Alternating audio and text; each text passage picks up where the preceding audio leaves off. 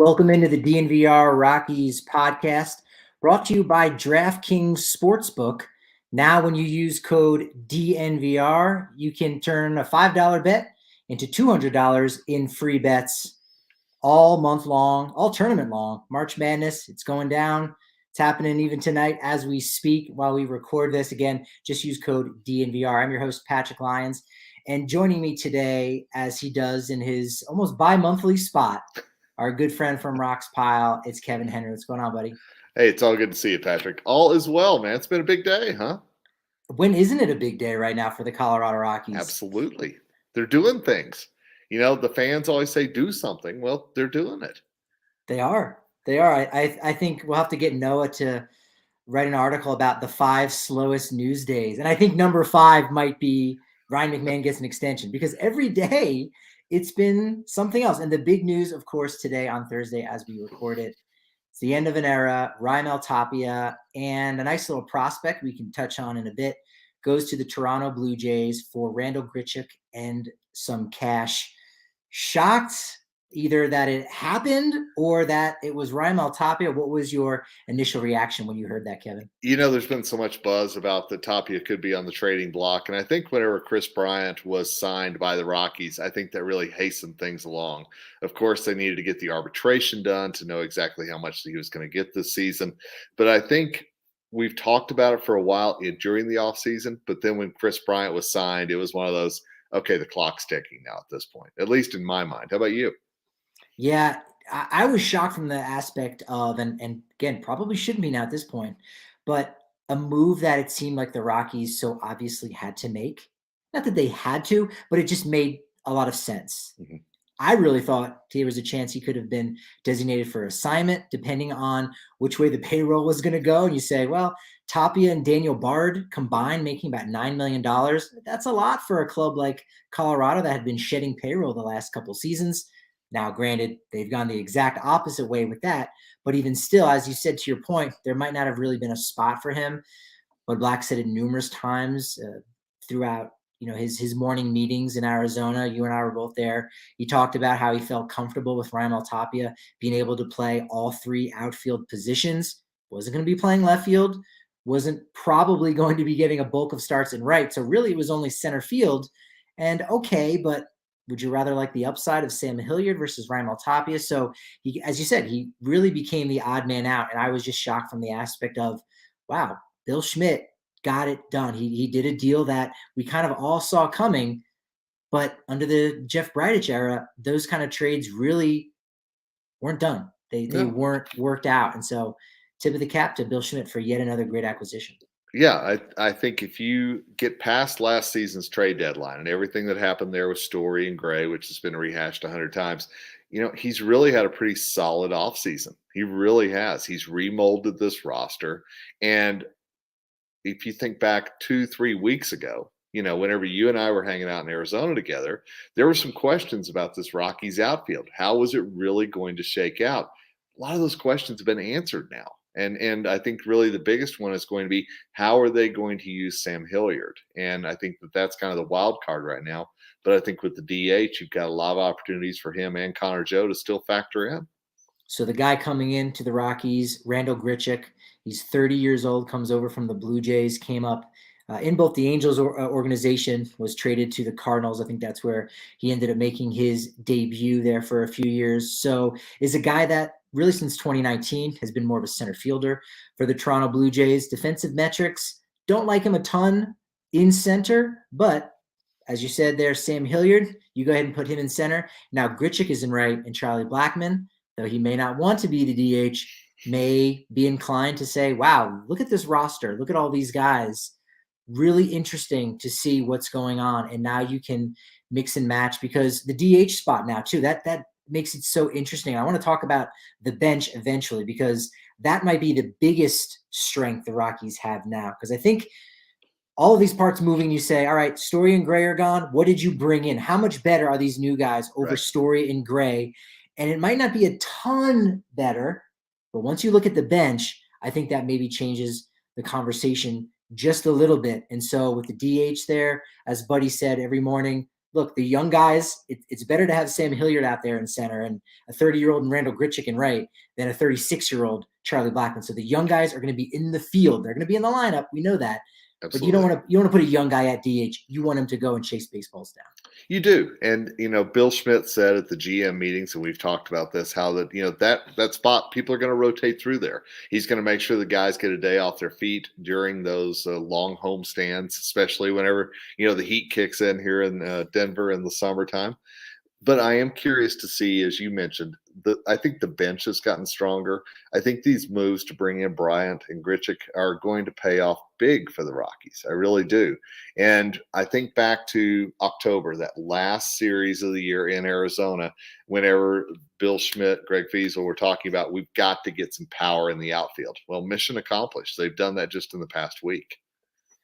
Randal Grichuk in his last 5 full seasons, we're not going to count 2020, but his last 5 full seasons, 20 or more home runs. I think career high in 2019 with 31 home runs. So you like the idea of him possibly getting a bit of a bump from playing in Coors Field. Is a middle of the order bat. I don't think he has a 100 RBI season under his belt. I know he hit mostly with the Cardinals, a little bit more towards the top of the lineup from time to time. Didn't get as many regular ABs, but is a guy now in that middle of the lineup that is going to help out. And is another right-handed bat. And now, that was one of the dynamics I think that you could possibly have concern. If you just go player for player, I think you're getting an upgrade in Randal Grichuk. But now maybe you don't have enough left-handed bats for a true platoon. But if Connor Joe and Randal Grichuk are able to hit both righties and lefties equally, you don't need to worry about splitting those guys up and having a share at any one position.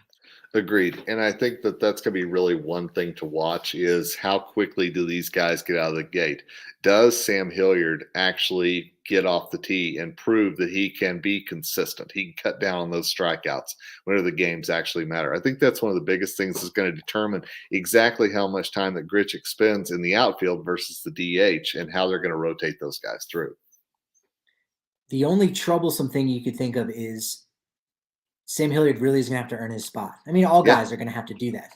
But in almost a perfect world, it's funny because I think in the perfect world, the Rockies, are a 100-loss team, and you could just let guys go out there and blossom, have the year to themselves because there's no threat. But as I said, a 100-loss team is not a dream scenario. But you would like for Sam to go out there and just kind of be unburdened with battling for a spot. But he's going to still have to do that. And if he does, all that upside that everyone's been talking about for so long can finally come to fruition. Maybe he's turned a corner after last year, and you've got that thump in the lineup, whether he's in the middle or whether he's batting ninth and getting protection from Charlie Blackmon if he's leading off. And so you have, as you said, the power numbers had to have improved. But Black said it all season long, Schmidt, Fiesel, they have to improve their power numbers, and they've really done that. They've really addressed that despite the loss of a 30-plus home run guy in Trevor Story. And I'm really curious what this is going to do to a guy that we haven't mentioned so far, Jonathan Daza. What is going to happen now to him in the outfield? What's going to happen to Hampson's time in the outfield? Is he going to turn into one of those super utility guys bouncing between short, second, and center? That's the guy who spent the most time in center field last year of anybody was Hampson. So I'm curious to see, especially with those two, what this acquisition does, maybe even more than what happens with Sam Hilliard. So right now on the bench, if you only carry 4 guys, one of which is going to be backup catcher Dom Nunez, we do know that rosters will expand from 26 to 28.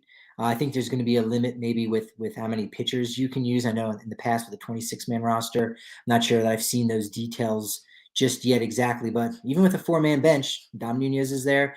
You got Garrett Hampson. Okay, that's a nice guy off the bench. Jonathan Daza, maybe more defensively. He did get into a groove at the top of the lineup with Tapia, the swagger and dagger last year. So for periods of time, he's hit at every level. He's a good guy for batting average, putting the ball in play. And then Connor Joe. And so that's a much more solid bench. Still a bench that hasn't proven a ton at the big league level, but a bench you go, okay, this has been an area where they've been lacking. And so if someone goes down, you can plug in Connor Joe now to be your everyday left fielder if Bryant is over in right field, or Garrett Hampson can be your second baseman. And you're not leaning down on AAA quite as much as in the past. Now those guys will be on your bench. Trejo, who's looked good so far this spring. Now those guys go on your bench, and you kind of have a much better pipeline and just better overall depth right now following this Tapia for Grichuk trade. Yeah, and don't overlook Connor Joe maybe getting those starts at first base as well, to spell off CJ Cron. I think that that's a real important part of what he brings to this as well. All those guys, with the exception of Nunez, of course, but all those guys are going to be able to mix and match in some form or fashion. And we know how Bud Black and the Rockies love their versatility, and I think that's what's going to be coming off the bench. Yeah, we've talked about it, I think, the last couple of years, this idea of there's maybe 4 outfielders. And so you can rotate, and with a day off, if you're playing every 3 days and then the 4th day you're off, well, then everybody can get 450, 500 at bats. And now with the DH, and as you said, Connor Joe having that kind of flexibility, he's looked pretty good so far in spring over at first base. Remember, he was a guy that came up on the dirt, was a catcher in high school, was drafted as a third baseman. So he knows the corners, he knows the dirt, he knows the infield. So he can be a guy that spells. And I like that idea too, as you said, with coming in and giving CJ Cron a break, because Cron had very much a career year. He needed to have it to stabilize himself. Has a 2-year, $14.5 million deal. But if anyone is going to maybe backslide even just a little bit, you could see that possibly could be him with his second year. And again, as a first baseman, where you expect 30 homers, 100 RBI, if you're only hitting 20 on the nose and only driving in 80 on the nose, you might be falling short a little bit. So that's where Connor Joe comes in and can help pick up the slack. And I think we're going to get our first taste of how exactly they're going to rotate that DH spot, early that mid-April homestand, where I believe it's the Cubs and the Phillies to come in. And it's a longer stretch in there. So that's what, was envisioned whenever Bill Schmidt said that in the fall, that he wasn't going to go get a Nelson Cruz, that's all that he could do. So it's going to be real interesting to see, again, how does all this shake out just in the first couple of weeks of the season. And then, as you mentioned, let's not forget those rosters go back down May 1st. So that's going to be some tough decisions right there. It's not a tough decision to hang out on the corner of Colfax, New York at the DNVR bar, especially if you're a member, because you get price breaks for all the Broncos tailgates, for the Nuggets party bus that we have going on. You also get a member-sized beer when you're down at the DNVR bar. If you want an annual membership, you get a shirt for free at dnvrlocker.com. If you just want to dip your toe in the water, that's fine. It's only 50 cents for your first month. And again, the member-sized beer probably more than pays for itself when you're hanging out, whether it's a watch party or just a random odd Thursday because you want to watch a little NCAA March Madness. And speaking of which, you can join the action on the court during this biggest tournament of the year with DraftKings Sportsbook. You can turn your team's victory into your own big win with DraftKings Sportsbook. Now new customers can bet $5 on any team to win, and you'll get $200 in free bets if they do. It's really that simple. If they win, you win. DraftKings customers, you can just get in on the action with same-game parlays, multiple bets from the same game equate to an even bigger payout. DraftKings is safe, secure, and reliable. And best of all, you can now deposit and withdraw your cash whenever you want. So download the DraftKings Sportsbook app now and use promo code DNVR. Bet $5 on any college hoops team to win all tournament long. You get $200 in free bets if they do. Remember, if they win, you win with promo code DNVR this week at DraftKings Sportsbook. Must be 21 or older, Colorado only, new customers only. Minimum $5 deposit. Restrictions apply. See DraftKings.com/sportsbook for details. Gambling problem? Call 1-800-522-4700. Kevin, I know we might miss a little bit of the buildup here for the game going on tonight. But guess what? I know you're not really missing out on the game because you're going to turn on your Avaca TV to watch Nuggets and Avs now. AT&T Sportsnet is there. So you got the Rockies, everything that you need. Rapids, Mammoth, CSU Rams, Denver Pioneers. You can get it when you go to avaca.tv/DNVR. 0 hidden fees or contracts. It's just $25 per month plus a receiver. Your price is locked in for 2 years. And then you never have to worry again with Avaca TV. And you can just enjoy the Nuggets, Avs, and Rockies all in one place. Avaca.tv/DNVR. Kevin, I put you in that corner and say that's where you're going to watch your AT&T Sportsnet. But really, you're always at the ballpark, even on the road. You have to be, right? Yeah. Your frequent flyer mileage is beyond compare. Now, did you have a good time when you were down in spring training? I had a great time. First of all, got to hang with you. Awesome. Second of all, the weather was fantastic. And it was good to see the guys showing up and getting, your kind of first taste talking to them and kind of how their off season was. And I don't know about you, but it was actually so nice just to be back in the clubhouse. That was our first time in 2 years. So we actually got to, hang out with these guys in the clubhouse. That was fantastic, man. Yeah, first time since the pandemic. Got to go in and didn't get too many odd looks from the players. Like, what's this guy doing in here? They were great, very upbeat. I mean, that's usually the vibe, but you can kind of cut through maybe some of the, Nuke Lelouch isms and Crash Davis, they're baseball players. So, hey, just glad to be here, like wherever there's something behind that, as we saw, obviously down there, this excitement that was building and that, hey, something is different, especially the guys who've been around the last couple of years and saw Daniel Murphy is the only free agent you guys are going to bring in. December 2018 was really the last time a guy from outside the organization that was a true free agent that had over 6 years of service time, and all of that just really started to change, and the vibes are immaculate, dare I say, down in Scottsdale. What have you been thinking so far of watching games, picking up on it?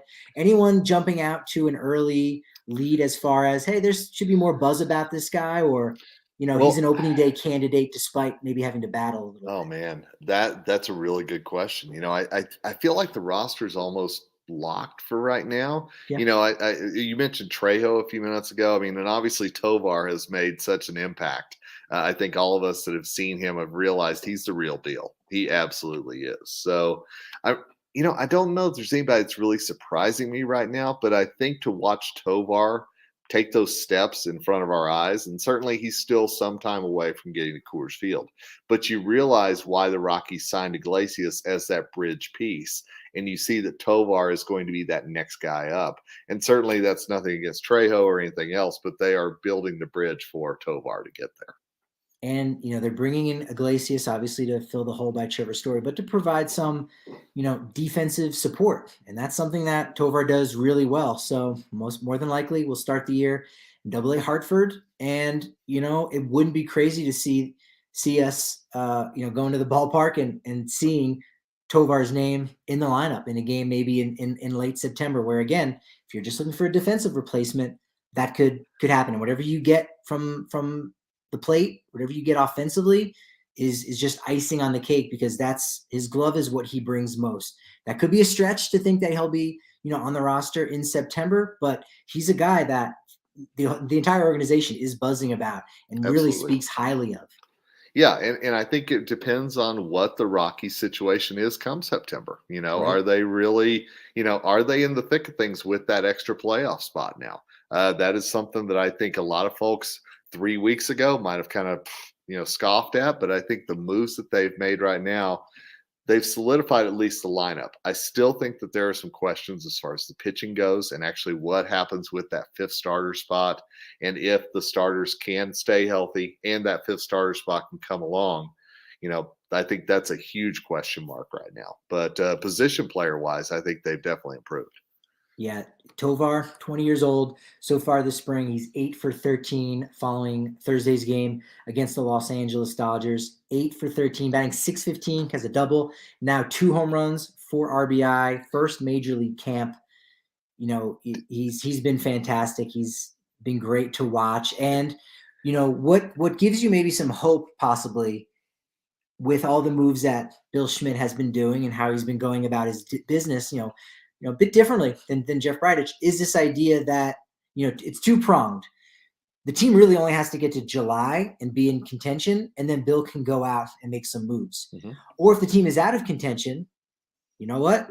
We'll see what he does. And maybe he learns from, last offseason and says, maybe I need to offload more of these guys and get prospects and maybe save money and bank it for the future. So Iglesias gets traded, and now Trejo's there for a little while, maybe Hampson, and then you see Tovar. Like, there's a lot more possibilities you can see, and not just say, it's just the old Rockies way of conducting business. Now things are going differently. It's still Dick Monfort's team, but right now he's letting his GM run it the way he wants to. I agree with that. And, there's something that our mutual friend Noah Yingling texted to me about the Bill Schmidt connection with the Blue Jays. Did you happen to know that connection? Because I can throw out some knowledge at you here. No, I'll say this though, in case this is the deal. Okay. The last trade that they made was not the Troy Tulowitzki deal. It was the Sung Won Oh deal. Right. They traded Chad Spangenberger and Forrest Wall, who, again, Rockies don't really trade too many of their prospects away. And that deal's worked out, I think, pretty well for the Rockies. I think Wall was on the 40-man roster for a little bit. Those are still young guys, but they certainly haven't reached their peak. And with this trade of Tapia for Grichuk, they include an 18-year-old infielder, probably going to be a second baseman. He's about 5'6", but he's got a lot of buzz about him, was a sleeper of that international class in 2020. And so what we're seeing is a willingness to give up some of their better prospects. And some of that, I don't want to get too far upriver here, downriver, I should say, because I want to hear what Noah had to say. But by including a better kind of sleeper prospect that's further away, don't really see him on the top 30 list because he's still yet to play baseball in the U.S., was second in the league, batted .360 in the Dominican Summer League. But because you included a prospect that clearly Toronto was really interested in, that allowed Toronto to say, hey, we'll also float you $9.7 million of Grichuk's deal. And now they are really going to be paying, Grichuk $5.5, maybe $6 million average over the next 2 seasons, which is only about $2 million more than what Raimel Tapia is going to be getting for that kind of upgrade. Yeah, and I think that that's a big point, what you just made right there, is the fact that they worked out a deal to make this a very cost-effective move for them as well. And you're certainly right. There's been a lot of talk out there about how the Rockies hold on to their prospects. And with some prospects, it makes perfect sense. But I think the moves that they're making now, where they're making sure that they are getting the players that they want, and if they have to sacrifice a prospect for it, so be it. Absolutely. All right, what was Noah's takeaway? Oh, okay. All right. So here we go. So, Bill Schmidt came into this job as like the baseball guy. He had all the relationships. That was one of the big things. And here's what, leave it to Noah to throw this out here. Mark Shapiro is the Jays CEO. Ross Atkins is their GM. Schmidt was with Cleveland when Shapiro was getting his start with the Indians, and Atkins was drafted by the team in 1995 when Schmidt was a scout for them. So, goes all the way back to 1995. And then, of course, Bud was there in Cleveland in the late 1990s as well. So, there's always those connections. And with Noah, it always involves Ohio somehow. I'm just going to throw that out there as well. Just saying. It does. I you know what? If we can be honest here, I can't stand it when people reference where they're from. And if it's a state outside of Colorado, if you ever hear anyone do that, like, it's just really grinds my gears. I'll tell you, you'll never hear me say that. But yeah, you know what? It really opens the doors. Again, Pinto's a guy you're not going to see on top 40s. But, Fernando Tatis was a name that was probably a fringe 100 guy when he was traded from the White Sox to San Diego in that James Shields deal. But again, because he hadn't played a game with the Chicago White Sox, you just can't put a guy on a list like that. That's just not how it works. You still have to prove yourself. And so I think we could see Adrian Pinto show up on Toronto. He could be their 22nd best prospect mid-season, late season. But guess what? Was he going to help the Rockies on the big league roster this year? No. And so being able to do that, I think, sends a nice signal that the Rockies are open for business. They got that deal done. We'll talk to Drew Goodman here soon on his podcast, which drops on Thursday morning, which was recorded before the trade. He said, hey, don't expect the Rockies to be done yet. A trade for Raimel Tapia might be coming. So he certainly highlighted the potential for that. Could there be more? It would shock me. It wouldn't shock me either. And I think that that's something to watch because there was a lot of criticism of the Rockies last year when they sat at the trade deadline. I don't think the Rockies will do that again this year, whether they're buyers or sellers, wherever they are. I think Bill Schmidt has shown this offseason that he's going to do things differently in 2022. Yeah, it's exciting, everything that's going on. I mean, think about this. 2 weeks and a day from today, we've got opening day. And if you listen to this as the podcast version, go over on YouTube, check out the DNVR Sports channel where you can watch us interact in that way, see our swag, because it's Raimel Tapia's day. We're celebrating him. We're both got our swag. I've got a cool hat. Again, you got to go and check it out on YouTube. Kevin's got a sweet looking jersey on. Show folks flash that. I picked up the Portland Pickles jersey while I was up there in Oregon. So, got to represent the Pickles, my friend, and our friend Dylan T. Absolutely. Kevin, you have con mucho swagger. I don't have the braids. I can tell you that. But, still, in honor of Tapia, it's the best I could do. Just saying.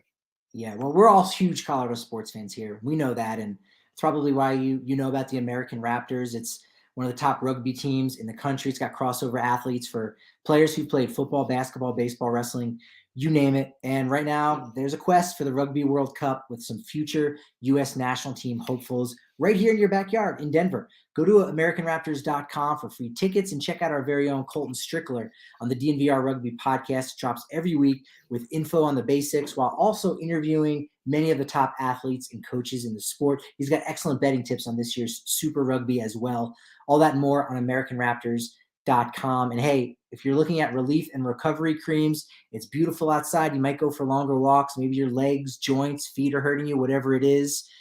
Escape Artist is the highest awarded topical brand in Colorado that prioritizes quality and consistency. It penetrates for deep muscle tissue discomfort that's fast absorbing and, best of all, doesn't stain your clothes or sheets. That's not going down. And you can find them at your local Lightshade dispensary. There's 10 in the Denver metro area, soon to be 11. Lightshade has a premier selection of cannabis concentrates, top shelf flowers, edibles, tinctures, accessories, and more. Now, you can get 25% off all non-sale items with code DNVR. Shop online at lightshade.com for your pickup or visit a Lightshade location near you. Tell them DNVR sent you for that 25% off non-sale items. Well, despite the lack of dreads from both of us, what are you going to remember most about Raimel Tapia? What do you have favorite memories? I mean, he was always a guy that brought a smile to your face. Wasn't an all-star, didn't get there, but nevertheless, I don't think anyone is going to look back on Raimel Tapia with any disappointment. Rarely does a player match his potential. And so you don't look at it that way. You just look, man, there were a lot of smiles he provided. Absolutely. And I think the whole swagger and dagger that you mentioned earlier, I think whenever he was at his best and he could generate that speed, get on the bases, cause problems, the hustle doubles. I will think that that's probably the one thing that I'll remember the most about Tap is the fact that he could turn that bloop single into a double, and everybody in the stadium knew it was getting ready to happen. You could almost sense everybody kind of leaning forward, like, "Oh my God, he's going to go for two." So definitely something I remember. How about you? I got nostalgic and I was watching some highlights on YouTube, and there was one. As soon as it was off the bat, I could hear the AT&T Sportsnet team goes, "I don't know, that's an in-betweener," and sure enough, dives. Helmet goes off, rolls down his back, off the legs. The blonde dreadlocks are flowing. He's got his El Cangrejo, headpiece going there, just doing his thing. That's the one thing I think the fans in Toronto are going to love, just how hard he plays the game. Yeah. He has a joy about him, but because he plays so hard, you don't always see that joy come out, right? Like it's a little bit reserved because he wants to be successful. And even when he is, he's like, well, that's what I was supposed to do. So I'm not necessarily going to celebrate it and have that moment and smile and, and kind of flaunt it a little bit. It was a little bit reserved. For a guy that has swagger, he kind of was a little bit reserved, wouldn't you say? I would say that as well, and I think, you've talked to him, I've talked to him. He's a very soft spoken guy. He doesn't say a lot whenever he's talking. He's one of those guys, to use the cliche, he'd rather put it on the field than he would talk to us. And I get that completely. But I thought just in his exit interviews today, some of the clips that I saw from Salt River Fields, I thought he was very kind. Obviously, this is a big shift for him. And it's something that I'm sure he had heard the rumors, but still, when it actually happens, that's a big change. But I thought he handled it real well, and absolutely hope he does nothing but good things in Toronto. I saw him on Monday on my final day, gave him a little fist bump. Glad to have you there. Seemed like there was some kind of cloud hanging over him, but you don't know if that's just, hey, I got to go through the physicals, I got to do the thing, because he hadn't played in the game yet. Right. He hadn't really even seen him take live batting practice. So that's something that Jonathan does the same thing. Like, took him a while to travel and get his visa and go through all that and finally get to America, get to Arizona. So there's that cloud. And so you never really know what is. It's kind of the same thing with Ryan McMahon. The day before he signed his deal, everyone was talking about, like, he was in a really good mood yesterday. And Sure enough, why? That's kind of why. Yeah. Yeah. As you said, there was his little exit interview with Aaron Munoz translating for him. And, Tapia said, quote, "I'm a little sad. I've been here my whole career. I appreciate the teammates I've gotten to know over the years. I'd like to thank Colorado for giving me the opportunity to start my career here." And again, this is a kid who was signed in 2011 at 16 years old. Just a baby, plays baseball in the Dominican Summer League for a couple of years, goes to Grand Junction, not knowing the language still as a kid, goes to Asheville, AA, Albuquerque for a while, makes all of those diving plays on the hill out there on the Taupe slope, and really is just fighting for those opportunities. And this is the only organization he's known for over a decade. And there's some fans that probably only recently got to know him, probably during the pandemic in 2020, when he led the team in batting average, was 8th in the National League in hitting with I think 321 batting average. Last year again had a bit of that flash and said, oh, this is an interesting up and coming guy, not realizing it's been a decade that he's been in the organization. Yeah, and I talked to him for an article that I worked on with the Rockies, and one thing that I heard time and time again is how he's reinvented himself. We remember the crouch that he used to do with and all these different ways that he would approach things at the plate. But one thing that we never saw, and I'll be honest, I was very critical of Tap whenever it came to the outfield and his defense and everything else. But Bud Black constantly talked about how he was working at it and things that we never saw, and all the drills that he was going through to make sure that he was succeeding in the field as well as at the plate as well.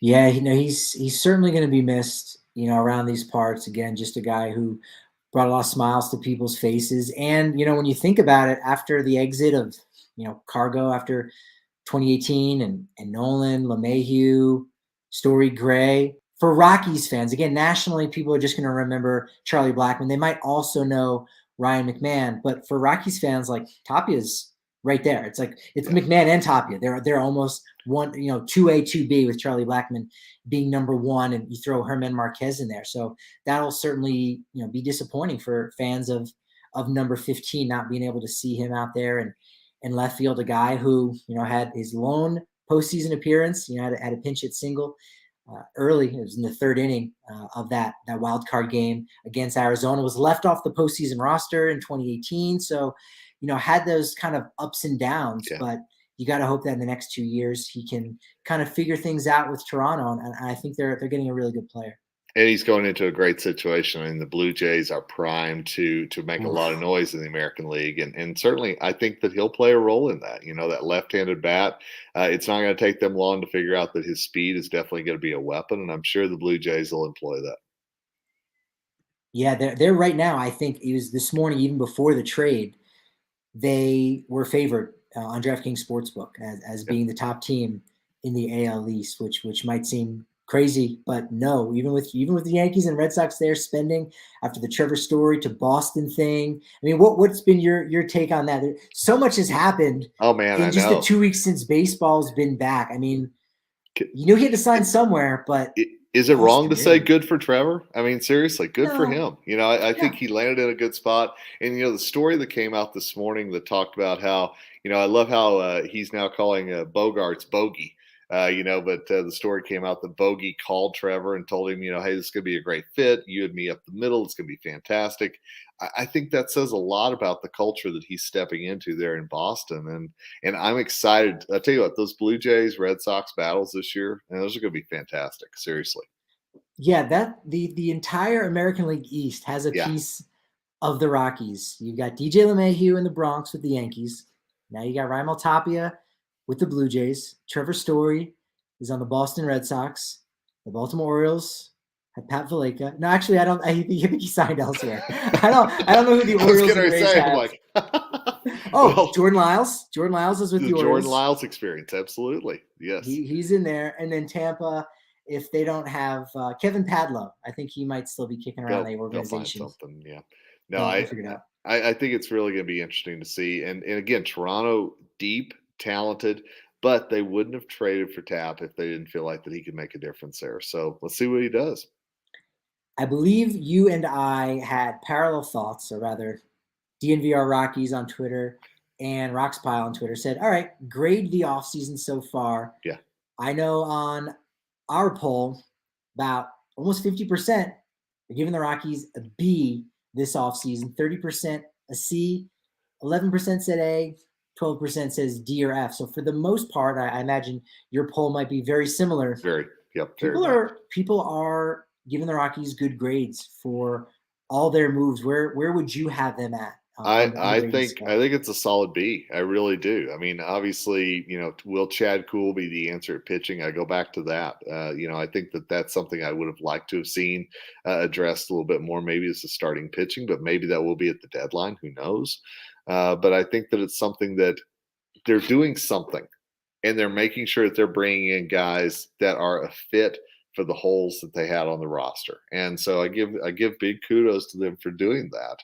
And obviously, I'm anxious to see how that whole team comes together opening day against the Dodgers.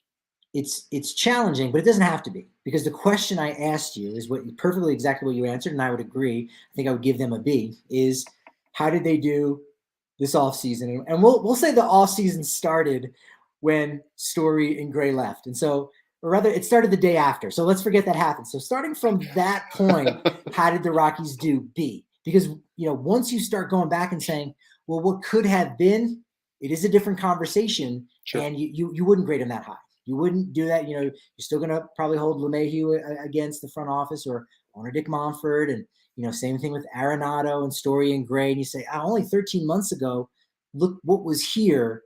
When you compare those two things, okay, not as good. But when you just look at since then, and since the house was clean, for better or worse, probably for worse, you got to give Bill Schmidt a B. He's doing some things, especially things that we haven't really seen in a while that the organization's doing. Well, and I'll even flash back to when John Gray signed with Texas right before the lockout, and everybody went, oh, he walked away for nothing. The Rockies got nothing out of it. And all the anger and frustration that there was.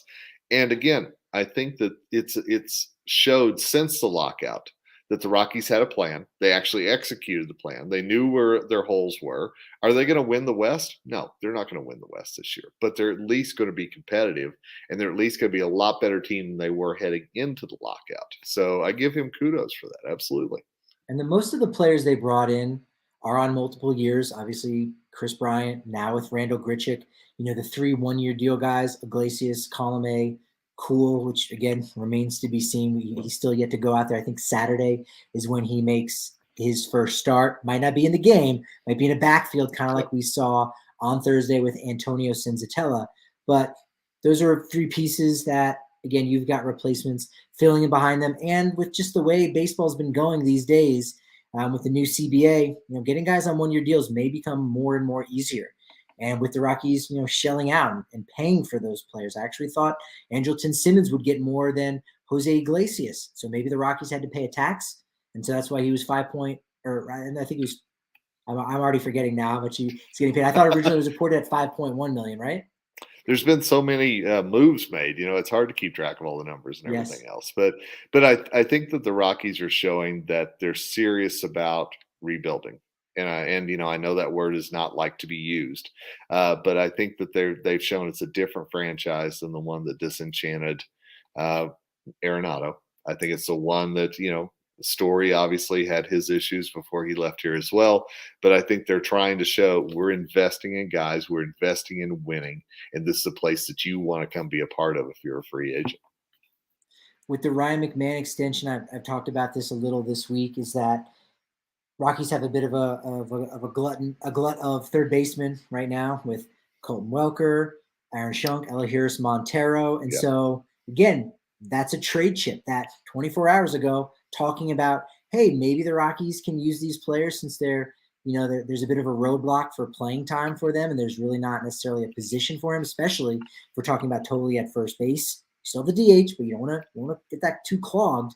And now, again, with this trade of Raimel Tapia and the deal of 18-year-old Adrian Pinto, you begin to see, maybe the Rockies are willing to trade their prospects. And for Bill Schmidt, it's going to be, pretty much just as hard as Jeff Bridich, because Jeff Bridich was the guy in the player development end of the spectrum. And Bill Schmidt was the guy of saying, hey, we should take this guy. And so they're just as much his guys as it was Bridich. So you could see there being the same issue.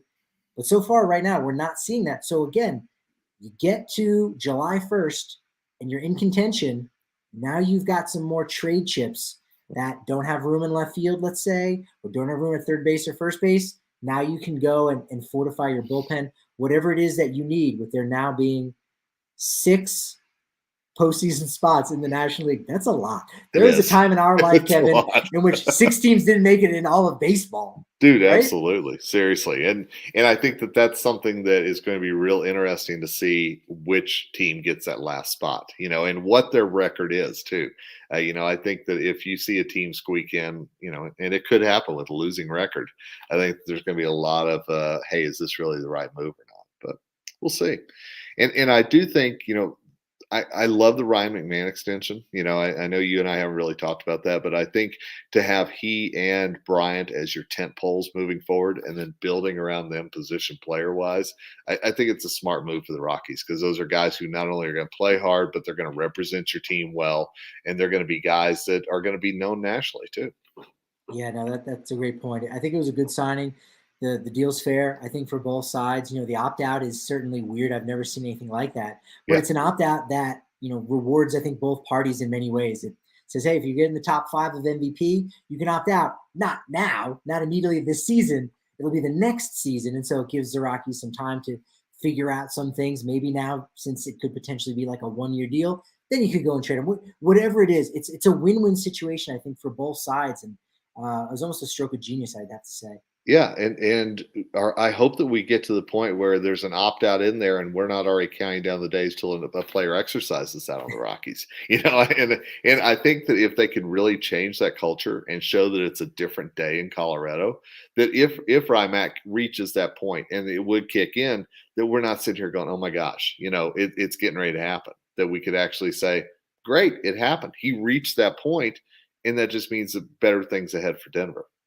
We might not even see the benefits of all of these moves to a degree. As I said, 3 1-year deal guys, okay, you can maybe sort that out with them later, or different guys on 1-year deals. But for the most part, everyone will be back now.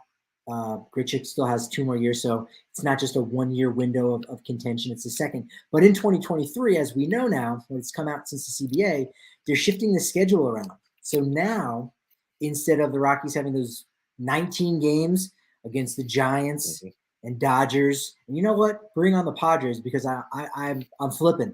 I'm flipping on them. I really thought they were heading in the right direction in 2020, 2021, but I'm flipping on them now, and I think there's a chance that the Rockies could finish ahead of the Padres this year in the standings and be third. But going forward next year, now it'll be much more balanced, and the Rockies will have much more of an equal chance to beat up on the Cubs and Pirates as their own division mates. So it could lead to some weird standings, right? Because now the schedule isn't necessarily balanced within each division. Well, actually, it still is balanced because they're playing generally the same amount of teams, but you can't beat up on the same teams. And so that's really where we could start to see some benefit in a Rockies division where they've got 2 large market clubs in there. They're stuck with them, can't do anything right now.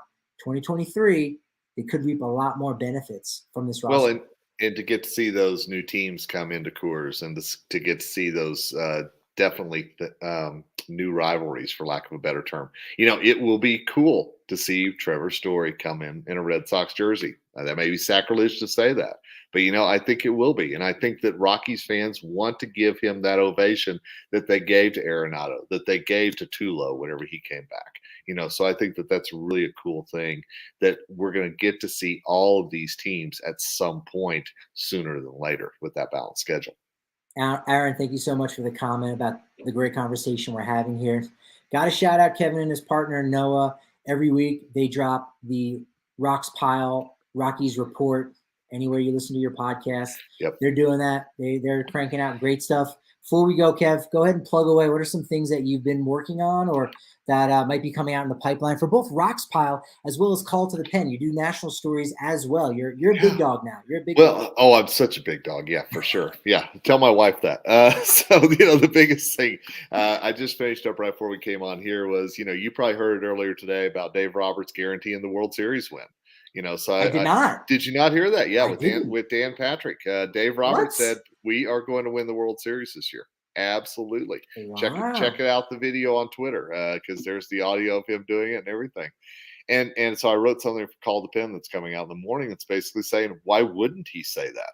They're the deepest team on paper, and if you really believe that about your team, why not set that mile marker for them? yes, we're going to be great in March and April, but let's make sure we're great in October and November.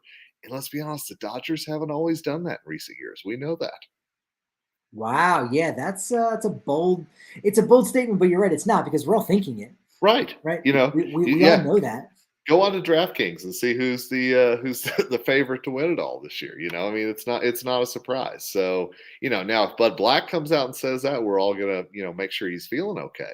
But for Dave Roberts to say that, I don't think it's that bold of a move. So I talked about that on Call of the Pen, and then I am going to be talking about, we talked about Tovar. You probably saw the home run highlight today, but did you notice it was an 0-2 count with 2 outs when he hit the tying homer? Wow, I yeah. think that's a pretty cool thing. So I'm going to talk about that a little bit on Rockspile tomorrow about the kid showing, he's got some ice in his veins already. Yeah, switch hitter too, so he's doing it from both sides of the plate. Shortstop. I think he has a little Francisco Lindor in him, to be honest. I like that. And again, 3/4 of Francisco Lindor is still an all-star. Absolutely. So you take that. So that's really exciting. It's funny you mentioned DraftKings and winning the World Series. There's a slam dunk right now, and so I don't necessarily know if I need. This could have changed this morning. I don't know if it is. The over and under right now on DraftKings for wins is 68.68.5. I would hop on that. We don't deal get betting last year? Yeah, we deal with it. We dealt with it last year. It was like, all right, and you understood of like, well, okay, the projections suggest that they might be closer to a 100-win team, and so high 60s, maybe not, and they were well beyond that. And I think you have a better squad this year. They've answered a lot of questions. I think again that division is really hard, but 68.5. Yeah, hammer that over all yeah, day. I agree with that completely. Yep. I think the rest of the nation is probably going to think about the under, but I think everyone in Colorado, knows enough that's a gimme. That would be the fascinating thing to see who bet and from what part of the country on which over under. It would be interesting. 100%. Yeah, well, we'll have to see that. Kevin, thank you so much. We'll go ahead and leave some links to your articles here in the podcast description so you can check all of that out and more. Again, the Rockspile Rockies report every week dropping with Noah Yingling. Follow them on Twitter at RockspileFS. On Twitter, we are at DNVR_Rockies. I am at Patrick D. Lyons. Only 50 cents now at the DNVR.com. Got to join us. We need it. We got to encourage people like Kevin to come back more and more and more. Dude, I will hang out with you anytime, and I look forward to seeing you in the press box at Coors Field, my friend. It's going to be great. It is. April 8th. Let's do it. The corner. It's exciting. It's been great. It's been wonderful. But you know what they say about momentum? It's only as good as tomorrow's podcast. So I'll talk to you then.